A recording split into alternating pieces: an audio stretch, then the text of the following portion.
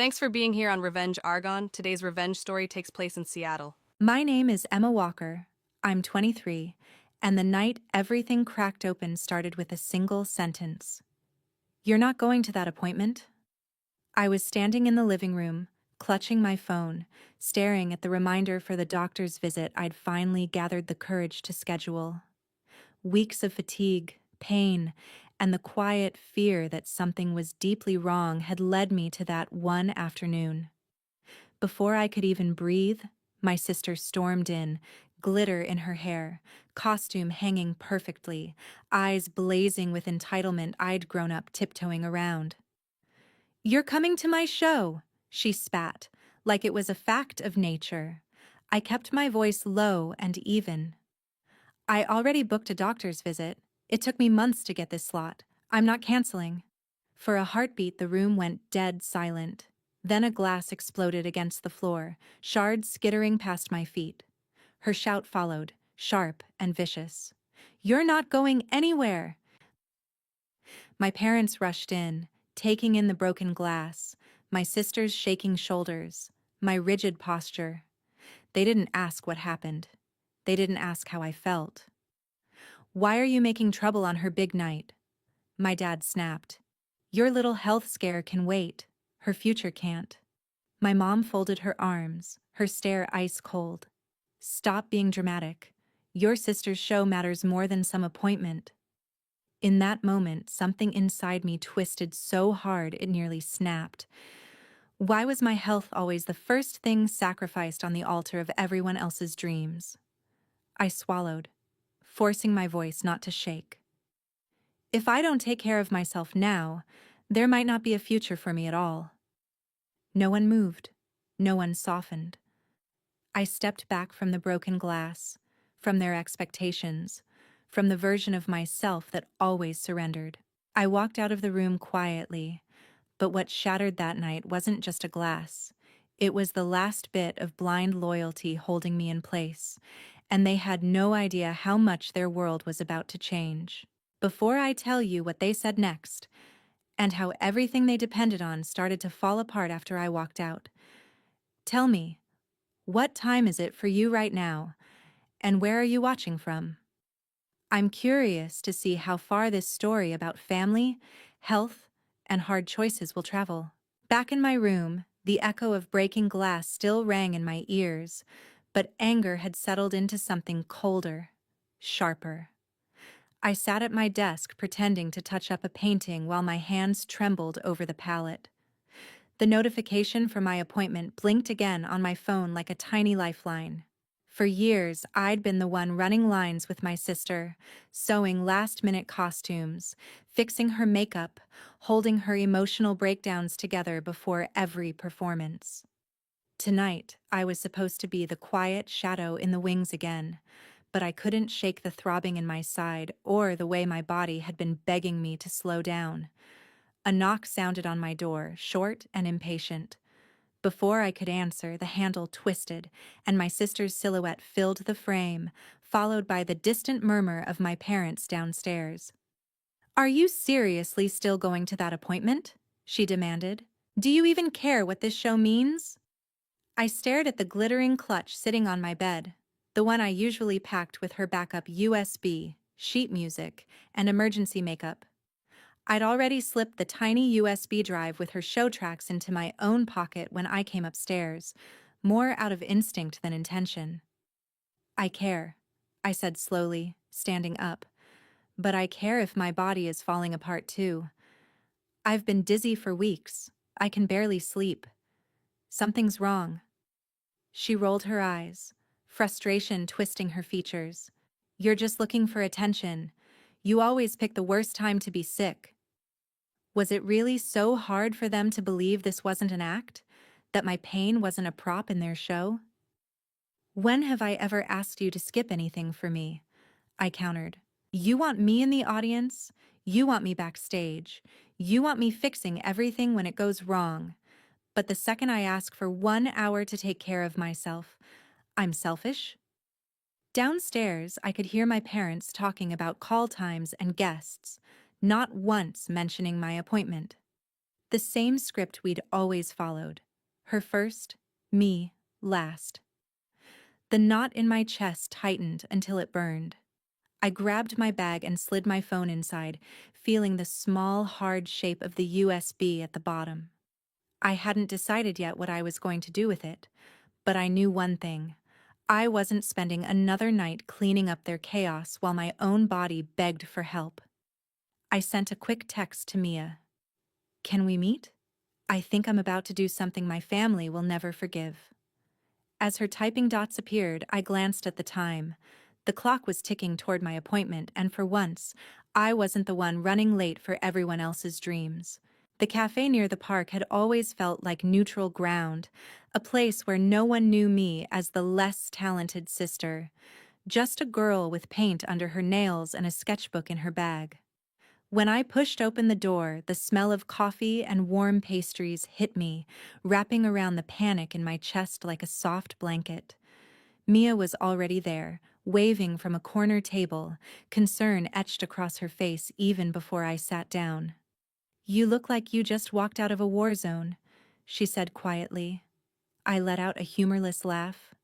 In a way, I did. I told her everything in one long rush: the appointment, the glass shattering, my parents calling me selfish, the way my sister insisted her show mattered more than my health. Mia didn't interrupt, just watched me with that intense focus she saved for moments when she knew I was breaking. Let me get this straight, she said finally. You're scared something serious might be wrong with your body. You finally schedule a doctor's visit and they're mad because it doesn't fit around her spotlight? The way she said it made it sound as ridiculous as it truly was. They said my little health scare could wait, I murmured, staring at the swirl of foam in my cup. As if my body is just background noise to her performance. Mia leaned forward, lowering her voice. Emma, you know this isn't just about tonight. They've trained you to believe your needs always come second. If you give in now, what happens next time? And the next? Her words hit a part of me I'd been trying to ignore. If I kept bending, where would it end? Would I be the one collapsing backstage one day while everyone else clapped for her? If I go, I whispered, they'll say I betrayed the family. If I stay, and something really is wrong, who's going to pay the price? Me or them? Mia's expression softened. Honestly, if they refuse to care until you're on the floor, that's on them. Sometimes the only way people learn is when the consequences finally hit them where it hurts. Their plans, their image, their perfect little show. I felt the USB in my pocket again, a small reminder that for once, I held something they needed. The idea was ugly and tempting all at once, letting them see what it felt like when I wasn't there to hold everything together. What if standing up for myself means they hate me? I asked, my voice barely more than a breath. What if I lose them? Do you really have them now? Mia countered gently. Because from where I'm sitting, it looks like they only love the version of you that keeps bleeding for them. The truth of that lodged in my chest like a stone. Maybe this wasn't about choosing between them and my health. Maybe it was about finally forcing them to see the cost of their selfishness. As we finished our coffees, the appointment time crept closer. I stood up, feeling shaky but strangely grounded. I wasn't just walking toward the clinic. I was walking away from a life where my pain was invisible. The clock was ticking toward my appointment, and this time, I was ready to let their world wobble without me propping it up. By the time I walked back toward the house, the sky had started to dim, the world slipping into that gray-blue hour where everything feels suspended between what was and what comes next.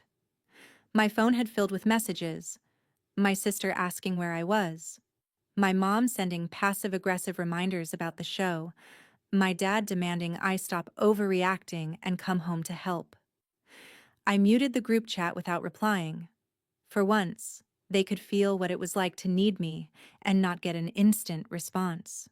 When I stepped through the front door, the tension practically crawled up my skin. Costumes were strewn across the couch, cables tangled on the floor, half-finished decorations slumped against the walls.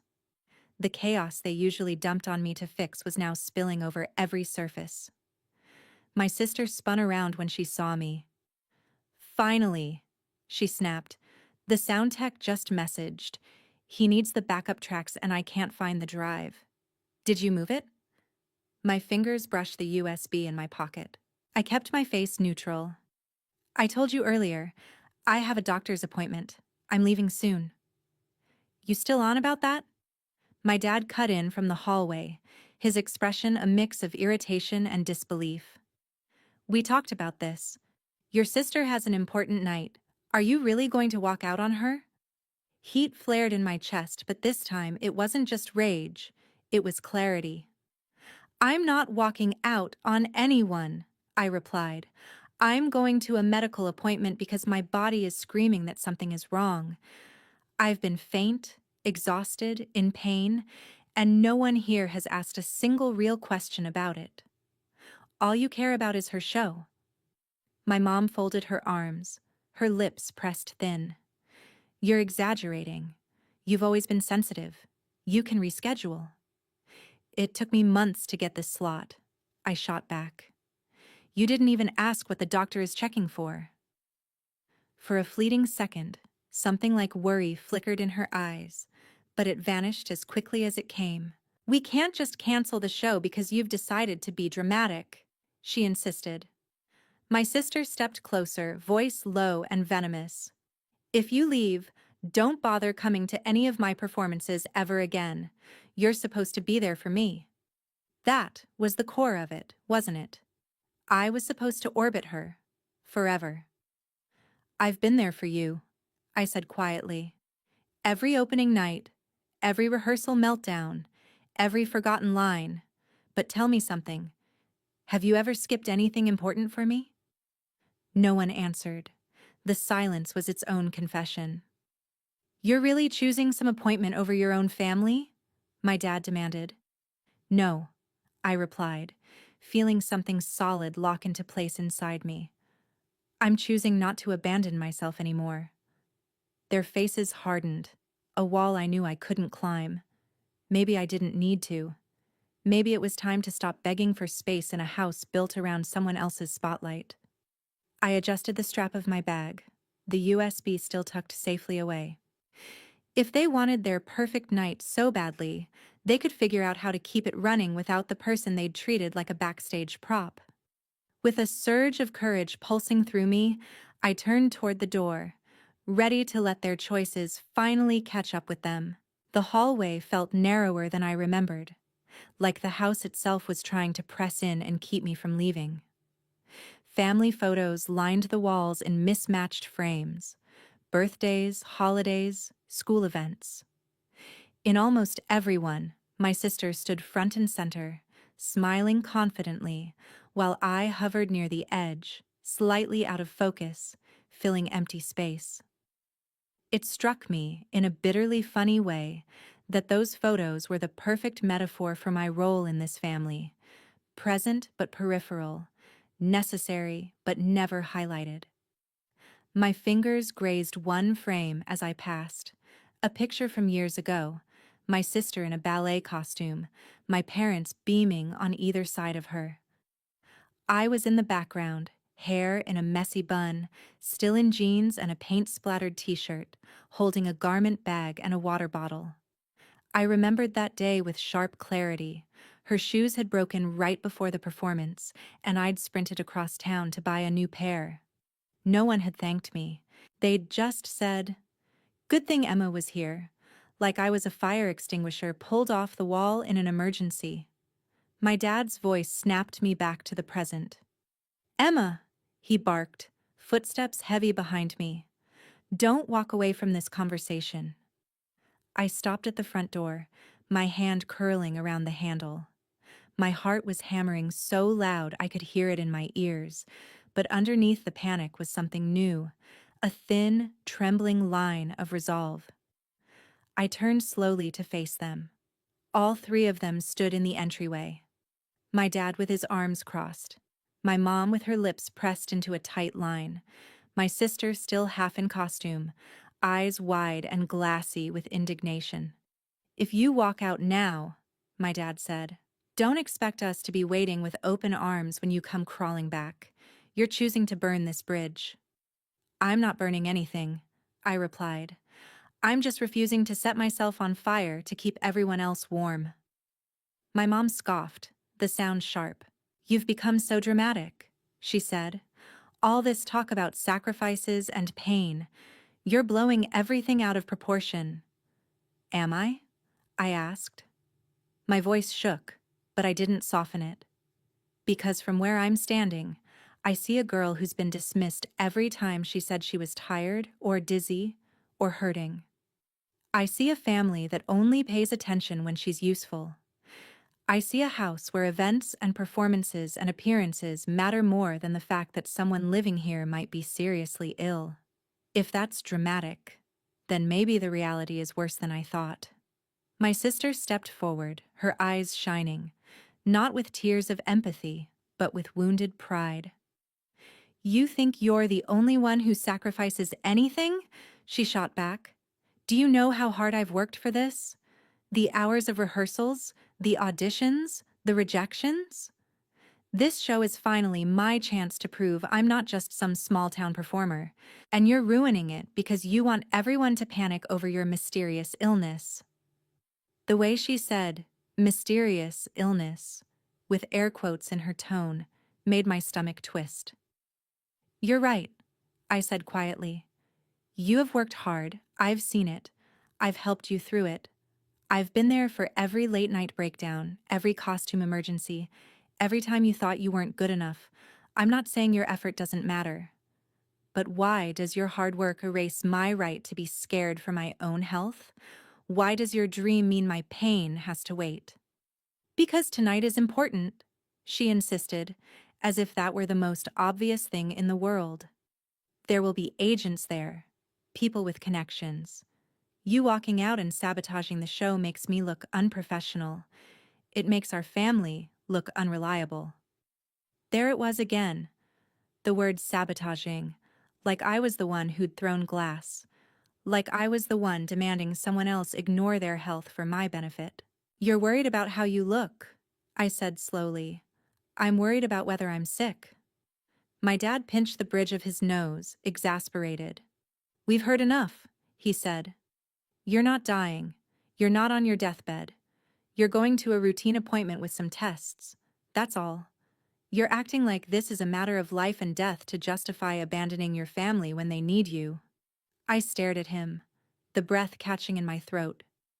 You don't know that I'm not dying, I replied.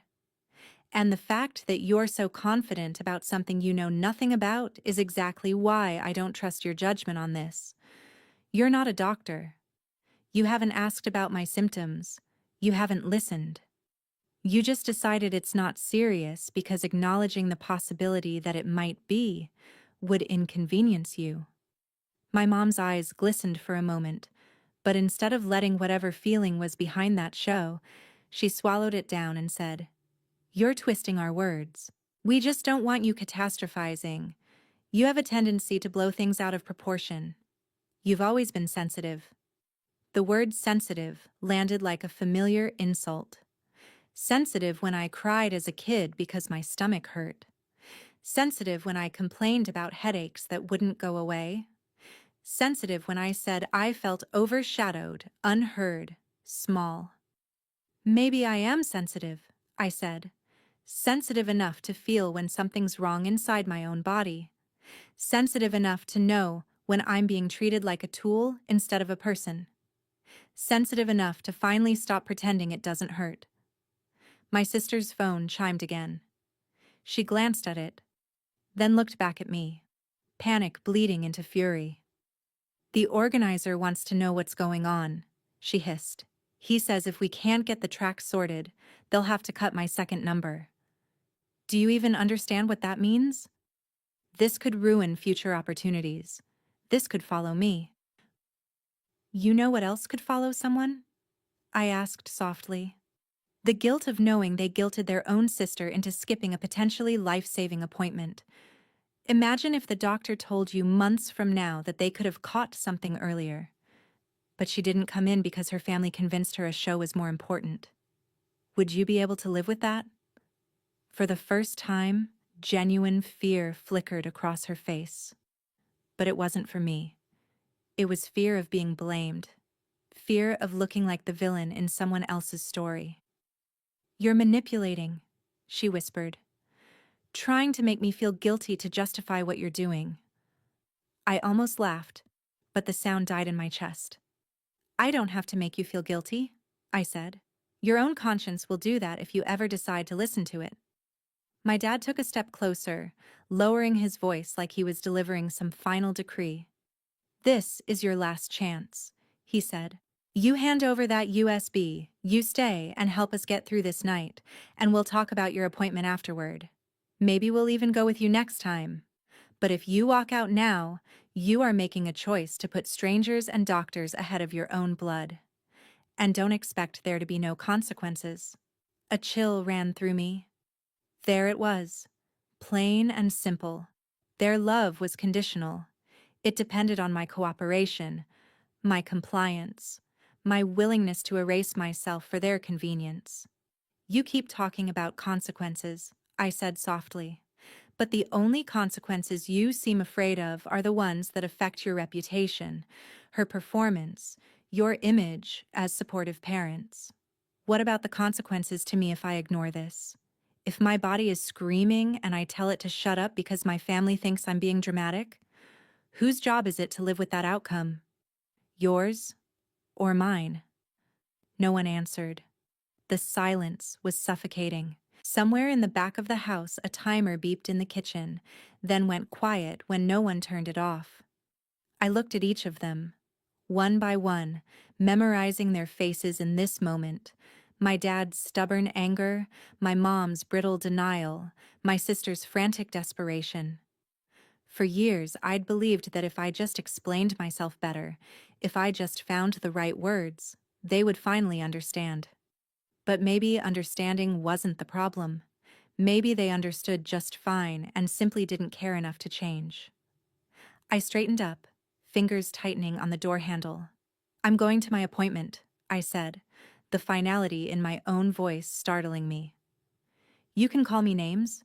You can say I'm selfish, dramatic, ungrateful, whatever helps you sleep tonight. But when I look back on this day, I want to know that I chose myself, that I listened when my body begged me to, that I didn't gamble my life for someone else's applause." My sister's eyes filled with angry tears. "If you leave, don't bother coming to any of my shows again," she snapped. "I won't save you a seat." I held her gaze. "You never really saved me one anyway," I replied. "You just expected me to stand backstage." I opened the door. Cool air rushed in, carrying the faint scent of rain and asphalt. Behind me, my dad muttered something under his breath. My mom called my name once. My sister let out a frustrated, wordless sound. I didn't turn around. I didn't apologize. I didn't try to soften the blow. I stepped outside, closing the door gently, not slamming it, not making a scene. Because the real impact wasn't in the noise I made leaving. It was in the empty space I left behind. For the first time in my life, I wasn't the one racing back to fix things, to smooth things over, to make sure everyone else got their happy ending. I was walking away before the fallout, letting them sit with the disaster they'd built.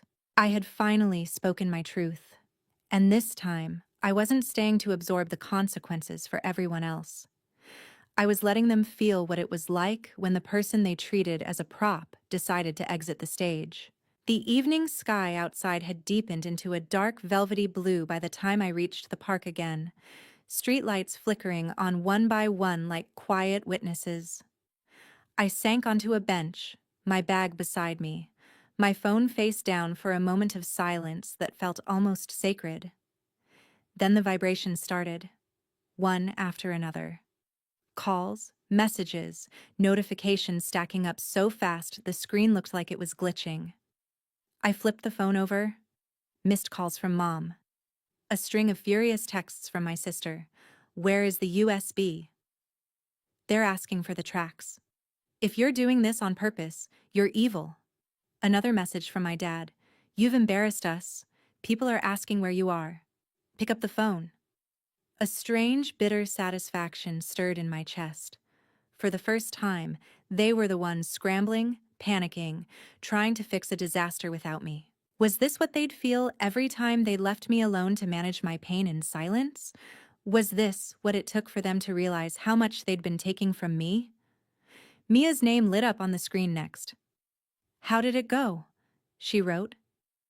Did you leave? I typed back. Yeah, they're freaking out. The show might not go as planned without the backup tracks. There was a pause.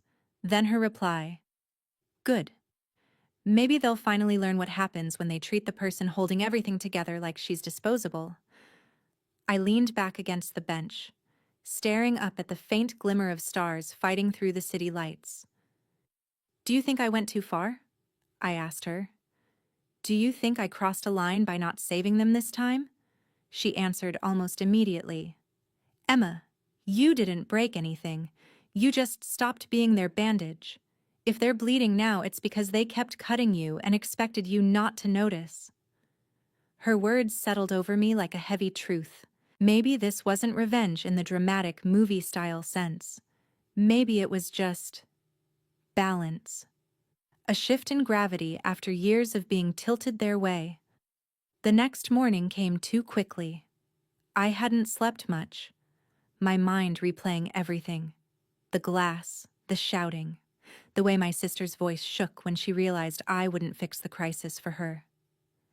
But beneath the fatigue, there was a quiet, stubborn calm. I dressed for the appointment. Each small action a reminder that I was choosing myself, tying my shoes, grabbing my bag, checking the address. My phone buzzed again as I headed toward the clinic. This time, it was a message from the show organizer, a woman I'd met only a few times. Hey, Emma. I heard there was some drama last night. I just wanted to say I hope you're okay. No performance is worth someone ignoring their health. I blinked at the screen, surprised. Had my sister told people I'd abandoned her? Or had someone else seen the way they'd been treating me? Either way, the words were a small anchor in the swirl of guilt and doubt. Maybe the world wouldn't automatically side with them just because they shouted the loudest. The closer I got to the clinic, the more real everything felt.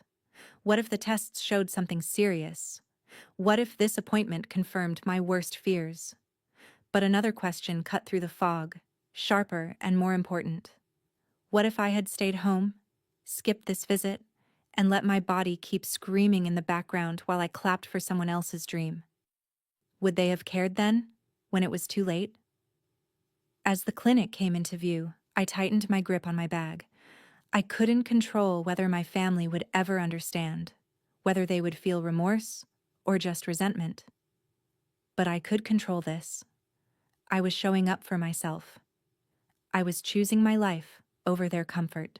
And whatever happened inside those walls, I wouldn't let them rewrite this choice as selfishness. It was survival.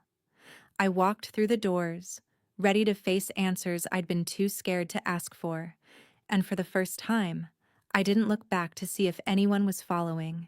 The clinic lobby buzzed with the low murmur of conversations and the occasional ring of a phone, but inside the examination room, everything felt unnervingly quiet.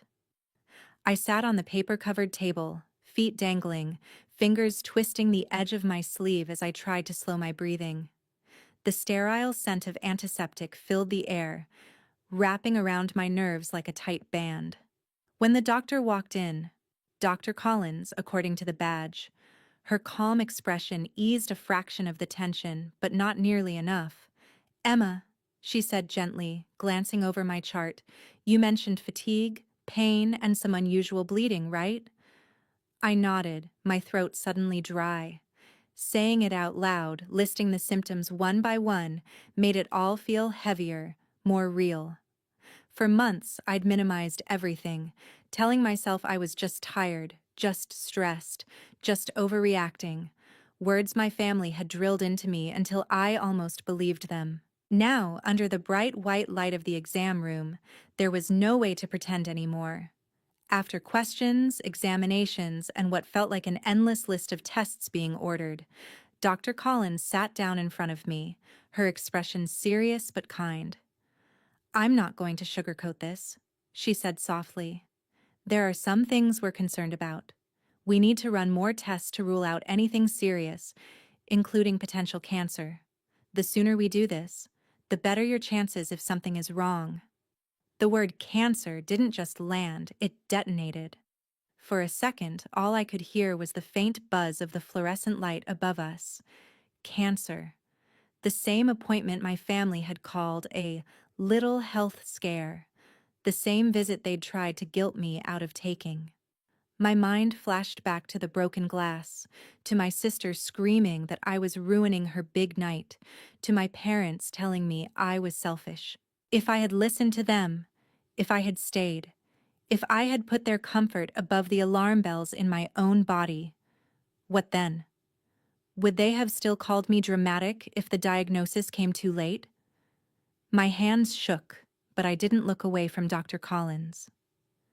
"So what do we do now?" I asked. My voice surprised me. It wasn't as small as I felt. "Now," she replied, "we focus on you. We move quickly. We get answers, and we make sure you have support. Do you have people you can lean on?" I thought of my parents' cold stares, my sister's accusations, the way they'd rallied around her show while I begged them to see me. Then I thought of Mia, texting me every hour, waiting outside in case I needed a ride, refusing to let me walk through this alone. "I have someone," I said. "Maybe not the people I expected, but someone." When I stepped out of the clinic, the sunlight felt too bright, the world too normal for what I'd just heard. My phone buzzed again, as if on cue. A new message from my sister. "So, are you done with your attention stunt? You should know the show is a mess without you. Everyone kept asking where you were." Another from my mom. "We need to talk. Your behavior last night was unacceptable." A strange calm settled over me. Unacceptable. That was the word they chose. Even now. I opened our family group chat and hovered over the keyboard, my fingers trembling, not from fear this time, but from the weight of the truth I was about to drop. "I just left the clinic," I typed slowly. "The doctor is running tests for something serious, including possible cancer. That appointment you all said could wait? It might be the reason I catch this in time. I hope, for your sakes, that one day you realize how close you came to pushing me to ignore this." I paused, then added, "You were willing to risk my life for a show. I'm not willing to risk it for your approval. From now on, I'll make choices based on what keeps me alive, not what keeps you comfortable." I hit send before I could second-guess myself. Almost immediately, the typing dots appeared, then disappeared, then appeared again. A missed call flashed across my screen, then another. I let them ring. Instead, I opened a new chat with Mia. "They might hate me after this," I wrote, "but if this is the price for finally valuing my own life, maybe it's worth it." She replied within seconds. "If they hate you for staying alive, that says everything about them and nothing about you. I've got you. Whatever happens, we fight it together." I looked back at the clinic doors, then at the messages piling up from my family. For the first time, I wasn't tempted to run home and patch things up. I wasn't scrambling to protect their image or their comfort. They were the ones left to sit with what they'd said, what they'd prioritized, how close they'd come to losing the daughter they treated like background noise. My world was uncertain, my future filled with tests and waiting and fear, but at least it was mine again. And if my story ever reached other people, strangers watching on their phones at midnight, wondering if their pain mattered, I wanted them to know this. Your health is not selfish, your fear is not a nuisance, and anyone who demands you bleed for their spotlight will one day have to live with the cost of that demand. Our team at Revenge Argonne is dedicated to crafting meaningful, emotional scripts that reflect real-life struggles and hard choices. We are committed to reminding viewers that these are fictional stories, created purely to deliver valuable lessons and positive educational messages. This script highlights the importance of self-respect, setting healthy boundaries, and listening to your body, even when family pressure feels overwhelming. It encourages viewers to value education and seek valuable knowledge about health, emotions, and relationships. Through Emma's journey, the story reminds us that true love and family should protect our well-being, not demand that we sacrifice it.